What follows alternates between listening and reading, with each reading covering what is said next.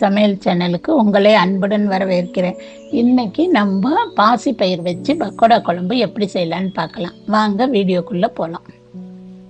ஒரு கிண்ணியில் 150 கிராம் பாசிப்பருப்பு எடுத்து ஊற வச்சுக்கோங்க. இப்போ மிக்சியில் ஒரு டேபிள் ஸ்பூன் சோம்பும் 2 மிளகாவும் ஒரு துண்டு இஞ்சி ஒரு பூண்டு பல் இதெல்லாம் சேர்த்து ஒரு அடி அடித்து வச்சுக்கலாம். இந்த அளவு அடித்தது இதில் பருப்பு ஊற வச்சுருந்தாலும் அந்த பருப்பை இதில் சேர்த்துக்கலாம். இதை சேர்த்துட்டு ரொம்ப நைஸாக இல்லாமல் கொஞ்சம் குறைன்னு அந்த அளவுக்கு அடித்து இதில் சேர்த்துப்போம். இப்போ நான் அரைச்சி எடுத்துக்கிட்டேன் பாருங்கள். இதில் நான் ஒரு வெங்காயம் குட்டி குட்டியாக வெட்டி வச்சுருக்கேன், அதை இதில் சேர்த்துக்கலாம்.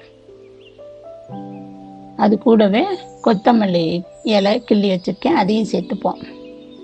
2 கருவேப்பிலை கிள்ளி போட்டுப்போம்.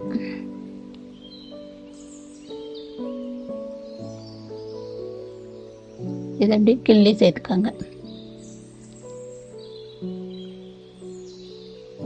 கொஞ்சம் பெருங்காயத்தூள் போட்டுக்கலாம்.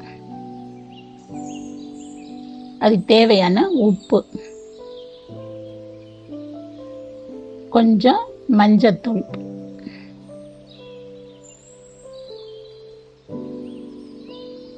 இப்போ இது எல்லாத்தையும் சேர்த்து நல்லா ஒன்றா பிசைஞ்சுக்கோங்க.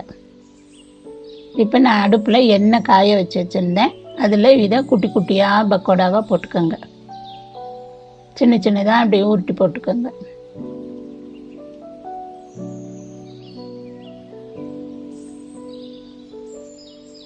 இந்த அளவுக்கு போட்டுக்கோங்க, போதும். இதுக்கு சிம்மிலேயே வச்சு வேக விடுங்க.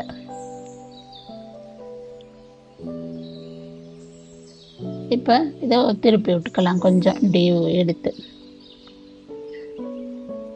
இந்த மாதிரி லேசாக கிண்டி விடுங்க. எல்லா பக்கமும் திருப்பி விட்டிங்கன்னா ஒரே ஈக்குவலாக வெந்துடும்.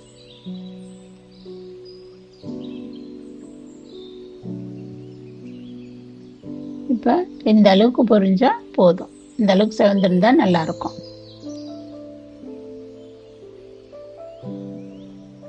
இப்போ நம்ம மிச்ச மாவையும் இதில் போட்டுக்கலாம்.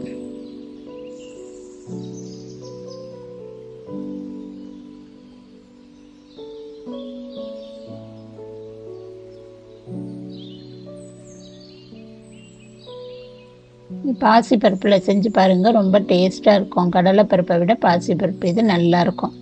இப்போ இந்த அளவுக்கு இது செவந்துடுச்சு, போதும், எடுத்துக்கலாம் நம்ம. இப்போ நம்மளுக்கு குழம்புக்கு தேவையான பக்கோடா ரெடி ஆகிடுச்சு. இப்போ நான் அதே அடுப்பில் 2 ஸ்பூன் எண்ணெய் ஊற்றி வச்சுருக்கேன். அதில் சோம்பும் கொஞ்சம் வெந்தயமும் சேர்த்துருக்கேன். அதில் 2 கருவேப்பிலை போட்டுட்டு 2 வெங்காயம் வெட்டி வச்சுருக்கேன், அதையும் சேர்த்துக்கலாம். எல்லாத்தையும் இப்போ ஒன்றா வதக்கி விடுங்க. நல்லா கொஞ்சம் வெங்காயம் வதங்கணும், கொஞ்சம் கலர் மாறுற வரையில் வதக்கிக்கோங்க. இப்போ நான் இஞ்சி பூண்டு தட்டி வச்சுருக்கேன், அதையும் இதில் சேர்த்துப்போம்.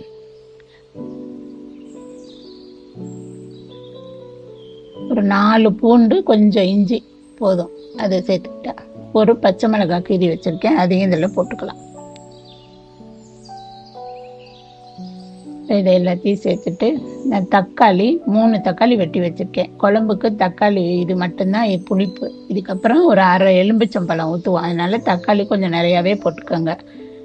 அப்போ தான் குழம்பு கொஞ்சம் நிறையா கிடைக்கும் நமக்கு. இப்போ அதை நல்லா வதக்கிக்கோங்க.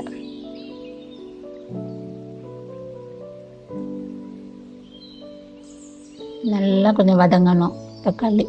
இப்போ கொஞ்சம் மூடி வச்சுடுவோம் நம்ம.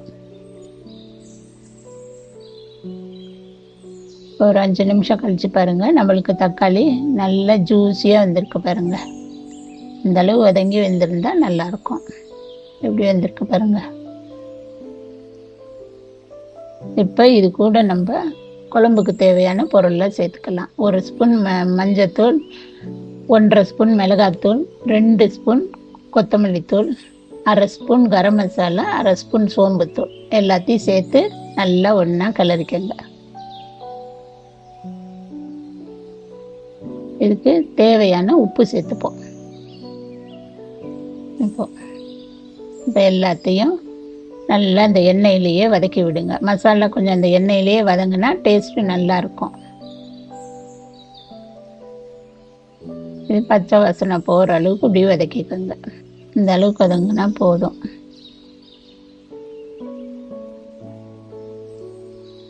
இப்போ தட்டை மூடி வச்சிடலாம். இப்போ ஒரு 5 நிமிஷம் கழித்து திறந்தோன்னா எண்ணெயெல்லாம் நல்லா பிரிஞ்சு நல்லா மசாலா எப்படி வந்திருக்கு பாருங்கள். நல்லா இருக்கும். இந்த மாதிரி இருக்கும்போது நல்லா அதை ஒன்றா சேர்த்து வதக்கிக்கோங்க எல்லாத்தையும். இப்போ அதுக்கு தேவையான அளவு தண்ணி சேர்த்து கொதிக்க வச்சுக்கலாம். நம்ம குழம்புக்கு அப்போ தான் கரெக்டாக இருக்கும். எந்த அளவுக்கு தேவையோ கொஞ்சம் ஊற்றிக்கோங்க. 3 டம்ளர் ஊற்றிருக்கேன் நான். ஏன்னா அது கொதித்து கொஞ்சம் திக்காகணும் இல்லையா, அதனால் அந்தளவு ஊற்றிருக்கேன். இதுவும் கொஞ்சம் நல்லா இது பண்ணிவிட்டு மூடி வச்சிடலாம் இதையும்.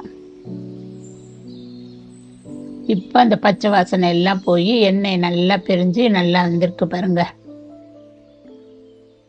இந்த அளவுக்கு கொதித்து கரெக்டாக வந்தால் போதும். இந்த அளவுக்கு கொஞ்சம் தண்ணியாக இருந்தால் தான் நம்ம இது போடும்போது நல்லாயிருக்கும்.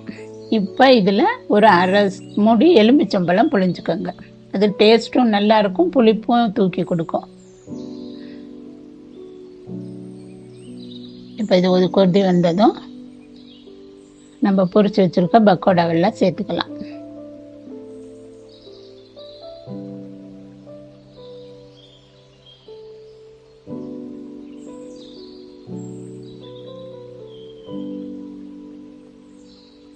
இப்போ நம்ம எல்லா பக்கோடாவும் போட்டோம்.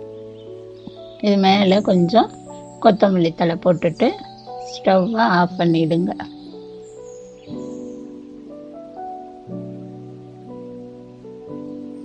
இப்போ நமக்கு பக்கோடா குழம்பு ரெடி ஆயிடுச்சு.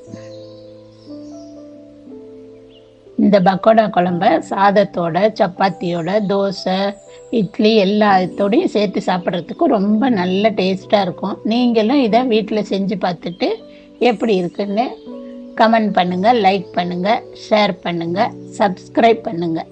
நன்றி.